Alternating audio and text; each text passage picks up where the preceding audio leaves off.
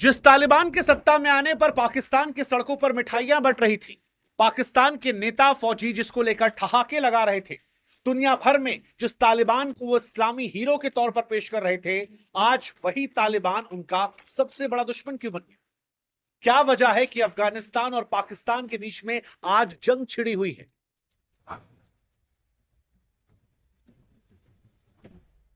वो पाकिस्तान जो दशकों तक अफगान तालिबान को गोला बारूद हथियार फ्री डिलीवर कर रहा था, आज क्या हो गया कि उसी इस्लामाबाद में काबुल से हर रोज मौत की सौगात आ रही है? वो अफगान और पाकिस्तान जो एक कुरानी कसम खा रहे थे, जो दो इस्लामी भाई बनकर रोटी और बेटी का रिश्ता निभा रहे थे, आज क्यों एक दूसरे को खाक में मिलाने पर तुले? ऐसा क्या हो गया कि बॉर्डर पर रिश्ते इतने खराब हो गए कि एक दूसरे को ये मरने मारने पर उतारू हो? आखिर क्या ऐसी वजह हुई कि आज अफगानियों को पाकिस्तानियों से नफरत है, चाहे क्रिकेट का मैदान हो या फिर सरहद से लगती जमीन? क्या अंतर है तालिबान और तहरीके तालिबान में? क्या था वो ब्रिटिश राज में सरहदों को लेकर बांटा गया जहर जो आज जैसे हिंदुस्तान और पाकिस्तान और कश्मीर पर लड़ा रहा है, वैसे ही पाकिस्तान और अफगानिस्तान को लड़वा रहा है? क्या अंग्रेजों का बंटवारा आज इन दोनों को जानी दुश्मन बना चुका है? और इन सब के बीच वो सऊदी अरब जिसने पाकिस्तान से डील की है, क्या वो पाकिस्तान का साथ निभाएगा या पाकिस्तान को चपरासी बनाकर रखेगा? सवाल यह है कि भारत पर इसका असर क्या होगा? भारत के लिए आपदा है या एक अवसर की घड़ी? क्या यह खून से सनी नौबत भारत के लिए खतरे घंटी बनेगी या एक सुनहरा दरवाजा खोलने वाली? कैसे एक कुरानी कस्में खाने वाले दो इस्लामी देश आज एक दूसरे के खून के प्यासे हैं, और क्यों पाकिस्तान अफगानिस्तान का भाईचारा आज कब्रिस्तान बना पड़ा है? आज इन सारे सवालों का हम आपको जवाब देंगे, सुकून से समझाएंगे। लेकिन उससे पहले गुजारिश हमारी कि आप हमारे व्हाट्सएप चैनल को जरूर सब्सक्राइब करें ताकि हमारा आपका रिश्ता और मजबूत हो, आप तक वीडियोस और जल्दी पहुंच सके। अब शुरुआत शुरू से करते हैं। उससे पहले बता दें कि लिंक जो है वो डिस्क्रिप्शन में है और कमेंट सेक्शन में है, जुड़िएगा जरूर।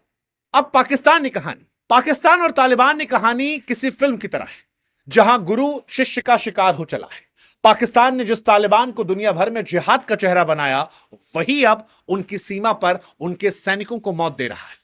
दोनों कहने को इस्लामी झंडे लहरा रहे हैं, लेकिन एक दूसरे के खून से रंगे। अक्टूबर 2025 में पाक अफगान रिश्तों का अध्याय काला अध्याय बन चुका है। बॉर्डर पर आग की लपटें हैं, गोलियों की गड़गड़ाहट है और शांति की आखिरी उम्मीद भी मानो दफन सी होती नजर आ रही है। यह तनाव अब खुले जंग में तब्दील है। पाकिस्तान जहां काबुल, खोस्त, जलालाबाद में हवाई हमले कर रहा है, तो तालिबान भी इसे सीधा हमला मानकर पाकिस्तान पर पलटवार कर रहा है, पाकिस्तानी लड़ाकों पर हमला कर रहा है। पाकिस्तान दावा कर रहा है कि उन्होंने 19 अफगान पोस्ट पर कब्जा किया, 200 तालिबानियों को मार गिराया। तालिबान कह रहा कि हमने भी पाकिस्तान को डेंट दिया, 58 सैनिक ढेर किए हैं, 25 पोस्ट कब्जे में है, 30 पाकिस्तानी सैनिक घायल हैं। बयानबाजियों का दौर भी तेज है। पाकिस्तान ने गृह मंत्री मोहसिन नकवी कह रहे हैं अफगानिस्तान खून का खेल खेल रहा है, जैसे भारत ने खेला था। प्रधानमंत्री शहबाज शरीफ पाकिस्तान ने कह रहे हैं कि वो हमारे सैनिकों को मार रहे हैं, तो तालिबान कह रहा है कि हमने लक्ष्य हासिल कर लिया। सऊदी कतर के कहने पर हम खामोश हैं, वरना पाकिस्तान को उसकी औकात दिखा देते। अफगानिस्तान के विदेश मंत्री भारत के दिल्ली से आकर कह रहे हैं कि पाकिस्तान हमारी हिम्मत को ना आजमाए, यह हमला अफगान सरजमी पर आंख दिखाने जैसा है। सवाल यह है कि आखिर यह सब हो क्यों रहा है, आज के दौर में क्यों हो रहा है? पाकिस्तान अफगानिस्तान भाईचारे का कब्रिस्तान क्यों बना है? तो इस कहानी को अगर आपको समझना है तो आपको पीछे जाना पड़ेगा। 2000 के दशक में जब 9/11 का हमला हुआ था, उसके बाद अमेरिका ने अफगानिस्तान पर हमला किया था। अमेरिका ने ओसामा बिन लादेन को मारने का पूरा प्लान बनाया था। उस वक्त पाकिस्तान अमेरिका का सहयोगी बन गया, लेकिन पाकिस्तान दोहरा खेल खेला। एक तरफ वो अमेरिका को आतंकवाद के खिलाफ लड़ाई में समर्थन दे रहा था, दूसरी तरफ उसने अफगान तालिबान को पनाह देना शुरू किया, उसे हथियार दिए, उनकी मदद की। पाकिस्तान का मकसद था कि अफगानिस्तान में एक ऐसी सरकार बन जाए जो उनकी बात माने, उसे जैसे चाहे पाकिस्तान इस्तेमाल करे, भारत के खिलाफ उनके लिए मजबूत साझेदार बने। और इसी के बीच में एक नया संगठन बनता है जिसका नाम होता है तहरीके तालिबान पाकिस्तान, TTP, जिसे पाकिस्तानी तालिबान कहते हैं। TTP का जन्म जो है वो पाकिस्तान के कबायली इलाकों में हुआ, जहां अमेरिकी दबाव में पाकिस्तानी सेना ने आतंकवाद के खिलाफ ऑपरेशन शुरू किए थे। ये ऑपरेशन स्थानीय पश्तून कबीलों को निशाना बनाते थे, जिनमें से कई लोग नाराज होकर टीटीपी में शामिल हो गए। हालांकि ये तालिबान और असली तालिबान के बीच में आपको अंतर समझना पड़ेगा और इनकी ज्योग्राफी भी हम आपको समझाएंगे। अंग्रेजों के उस विवाद, उस बंटवारे से जिसके चलते अफगान तालिबान, पाकिस्तान तालिबान के बीच में बंटवारा। लेकिन पहले अफगान तालिबान और पाकिस्तान तालिबान का अंतर समझाते हैं। अफगानिस्तान तालिबान दरअसल एक राष्ट्रवादी संगठन है जिसका मकसद अफगानिस्तान में सत्ता हासिल करना था और वहां शरिया कानून लागू करना था। ज्यादातर लोग पश्तून समुदाय से आते हैं। अफगानिस्तान के बाहर की लड़ाई में उन्हें ज्यादा इंटरेस्ट नहीं है। जबकि टीटीपी की आप बात करेंगे तो इसका मकसद पाकिस्तान की सरकार को खाड़ फेंकना और वहां शरिया कानून लागू करना है। यह पाकिस्तान को अपना दुश्मन मानता है क्योंकि उसकी सेना ने कबायली इलाकों में ऑपरेशन किया था। पाकिस्तान ने अफगान तालिबान को समर्थन दिया लेकिन टीटीपी को हमेशा कुचलने की कोशिश की। उसने टीटीपी के खिलाफ कई ऑपरेशन चलाए जिसमें हजारों लोग मारे गए, अफगानिस्तान भाग गए। अफगानिस्तान तालिबान ने इन भागे हुए टीटीपी लड़ाकों को शरण दी क्योंकि उनके बीच वैचारिक और सांस्कृतिक समानताएं थी। ये वो लोग थे जिन्हें पाकिस्तान दहशतगर्द कह रहा था लेकिन तालिबान उन्हें भाई मान रहा था और यही दोनों के बीच बवाल हो। 2021 में जब अमेरिका अफगानिस्तान से हटा, तालिबान ने काबुल पर कब्जा किया तो पाकिस्तान को लगा कि अब उसकी जीत हो गई है। वो चाहे जैसे इस सरकार का इस्तेमाल कर सकता है। अफगान की नई सरकार उसके लिए कठपुतली होगी। तालिबान ने सत्ता में आने के बाद टीटीपी को और ज्यादा समर्थन देना शुरू किया। संयुक्त राष्ट्र और इन खुफिया रिपोर्ट्स की माने तो तालिबान ने टीटीपी को हथियार और ट्रेनिंग के साथ साथ ठिकाने भी दिए। टीटीपी के लड़ाकों को अफगानिस्तान के खोस, पख्तिका और कुनार जैसे इलाकों में पनाह दी गई। 2021 के बाद से टीटीपी ने पाकिस्तान में हमलों की संख्या तेजी से बढ़ाई है। 2022-23 में टीटीपी ने सैकड़ों हमले किए जिसमें पाकिस्तानी सैनिकों और नागरिकों की जान गई। यही विवाद होता है। पाकिस्तान कहता है कि तुमने पाला पोसा है, तालिबान गवर्नमेंट कहती है कि भाई तुम्हारी जमीन पर तुम्हारी लड़ाई है, हमसे क्या लेना देना। पाकिस्तान बार बार तालिबान से कह रहा है टीटीपी को रोक लो, लेकिन तालिबान हर बार दाएं बाएं बात टाल दे रहा है। तालिबान के लिए टीटीपी एक रणनीतिक हथियार है जिसे वो पाकिस्तान पर दबाव बनाने के लिए इस्तेमाल करता है। नतीजा यह हुआ कि पाकिस्तान अब हर महीने टीटीपी के हमलों का शिकार हो रहा है और यही वो आग है जिसे कभी पाकिस्तान ने खुद लगाया था, लेकिन अब पाकिस्तान उस आग में झुलस रहा है। इसकी भी वजह है, दरअसल पाकिस्तान अफगानिस्तान के संबंध खराब चल रहे हैं, आज से नहीं पहले से, जिसकी वजह से क्रिकेट में और बॉर्डर पर दोनों जगह सब मिले। और इसकी वजह है शरणार्थी संकट जिसने भाईचारे में जहर डाला। 2023 में पाकिस्तान ने एक बड़ी गलती की थी जिसने तालिबान के साथ उनके रिश्तों को खराब किया। उसने देश में रह रहे 10 लाख से ज्यादा अफगान शरणार्थियों को जबरदस्ती निकाला, कईयों को मारा पीटा, उनकी दुकान सामान छीन लिया। ज्यादातर लोग ऐसे थे जो दशकों से पाकिस्तान में रहे, बच्चे, महिलाएं, बुजुर्ग शामिल थे। पाकिस्तान का तर्क था कि ये शरणार्थी सुरक्षा के लिए खतरा है, टीटीपी के हमलों में शामिल है, लेकिन हकीकत में ये एक पॉलिटिकल फैसला था जिसका मकसद तालिबान पर दबाव बनाना था। इस नीति के भयानक नतीजे हुए, हजारों परिवार रातों रात बेघर हुए, कई बच्चों की पढ़ाई छूटी, लोग सर्दियों में बिना छत के रहने को मजबूर। और कई बार आपने देखा होगा अफगान क्रिकेट टीम ने भी इन शरणार्थियों को अपनी जीत डेडिकेट की। अफगानिस्तान पाकिस्तान के बीच में क्रिकेट में भी जो विवाद हुआ उसके पीछे एक बहुत बड़ी वजह थी। अफगानिस्तान पहले से ही आइसोलेट था, उसकी अर्थव्यवस्था टूटी थी, उस पर और बोझ पड़ गया क्योंकि इतने शरणार्थियों को संभालने में वो असमर्थ था। तालिबान सरकार ने उस दौर में भी इस्लामी भाईचारे का विश्वासघात इसे माना था और पाकिस्तान के खिलाफ बयानबाजी तेज कर। आज अफगानिस्तान के जो गृहमंत्री भारत में हैं और भारत में अलग अलग जगह घूम रहे हैं, भारत से रिश्ते बेहतर कर रहे हैं, उसके पीछे एक ये भी बड़ी वजह है। अफगान जनता पहले पाकिस्तान को अपना मुस्लिम भाई मानती थी, लेकिन अब इस घटना के बाद उसे जालिम कहने लगे। इस नीति ने तालिबान और टीटीपी को करीब ला दिया क्योंकि दोनों का अब पाकिस्तान से बदला लेने का एक साझा मकसद था। ये आज की कहानी। लेकिन पाकिस्तान अफगानिस्तान में एक तीसरा विवाद भी है, वो है दुर्रानी लाइन का 130 साल पुराना जख्म। पाकिस्तान अफगानिस्तान के बीच सबसे बड़ी तनाव की वजह है दुर्रानी लाइन, एक 2640 किलोमीटर की लंबी सीमा जिसे साल 1893 में ब्रिटिश साम्राज्य ने खींचा था। इसका मकसद अफगानिस्तान और ब्रिटिश भारत, जो आज का पाकिस्तान है, को अलग अलग करना था। दरअसल अफगानिस्तान पर ब्रिटिश हमला किए थे और उसी दौर में हमले समझौते के बीच में ये लाइन खींची गई थी, यानी उन हिस्सों को जिन पर कब्जा अंग्रेजों ने किया था वो ब्रिटिश भारत का हिस्सा थे, बाद में पाकिस्तान को दे दिए गए, जबकि वो असल में अफगानिस्तान का हिस्सा थे। इस पर कभी विस्तार से हम वीडियो और बनाएंगे और आपको समझाएंगे अंग्रेजों ने कैसे अफगानिस्तान को बांटा था। लेकिन इस सीमा ने पश्तून और बलोच समुदाय को दो हिस्सों में बांट दिया, जो आज भी इसका विरोध करते हैं। अफगानिस्तान का रुख यह है कि अफगानिस्तान ने कभी भी इस दुरानी लाइन को आधिकारिक सीमा के तौर पर स्वीकार नहीं किया। तालिबान इसे नहीं मानता। वो कहता है कि यह पश्तूनों को बांटने की कोशिश है। पाकिस्तान 2000 के दशक में पाकिस्तान ने सीमा पर बाड़ लगाना शुरू किया ताकि लोगों को रोका जाए। तालिबान और टीटीपी बार बार इसको तोड़ते हैं और इसे गैर इस्लामी बताते हैं, और इसको लेकर भी हिंसा बढ़ी है। इस दुरानी लाइन पर हिंसा बढ़ी है। पाकिस्तान ने खोश्त और पख्तिका में जो हवाई हमले किए, कई नागरिक मारे गए। जवाब में तालिबान ने भी हमला किया।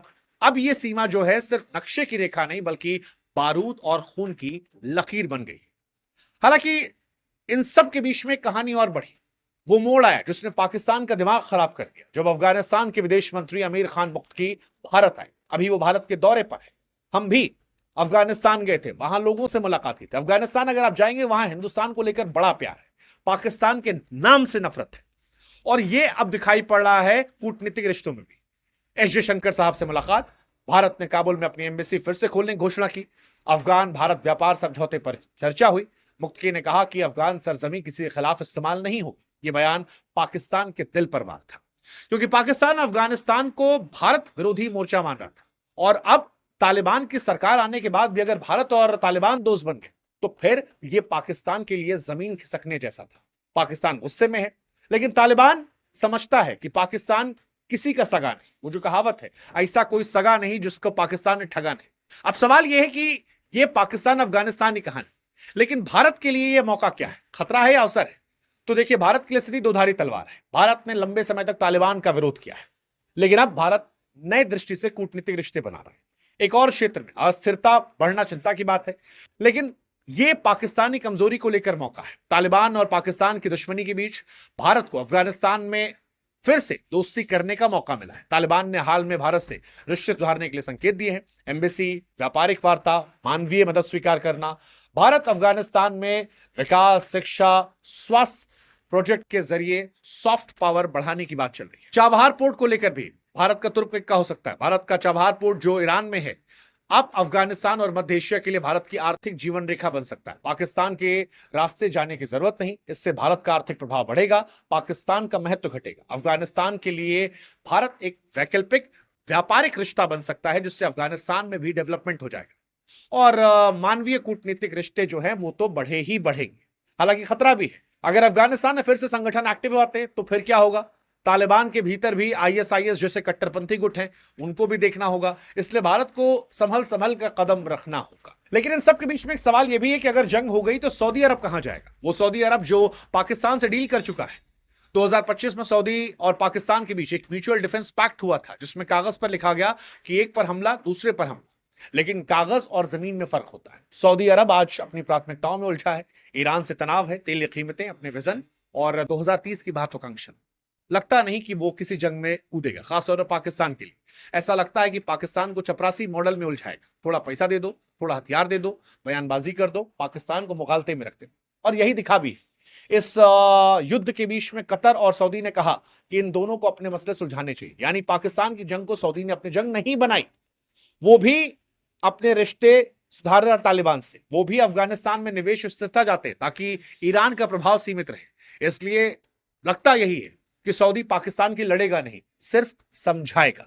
हालांकि जंग बढ़ी तो क्या होगा? जंग बढ़ी तो हालात युद्ध में बदलेंगे। 3 नतीजे होंगे। पहला, पाकिस्तान की फौज 2 मोर्चे फंस जाएगी। एक तरफ अफगान सीमा, दूसरी तरफ आंतरिक आतंकवाद। खैबर पख्तूनख्वा बलूचिस्तान में पहले ही 600 से ज्यादा टीटीपी हमले हो गए, ऐसे में और बढ़ेंगे। दूसरा, अफगानिस्तान ईरान का गठजोड़ मजबूत होगा, क्योंकि दोनों पाक की नीतियों से खफा है। तालिबान को ईरान से तेल और हथियारों का सपोर्ट मिल सकता है। तीसरा, भारत को रणनीतिक अवसर मिलेगा।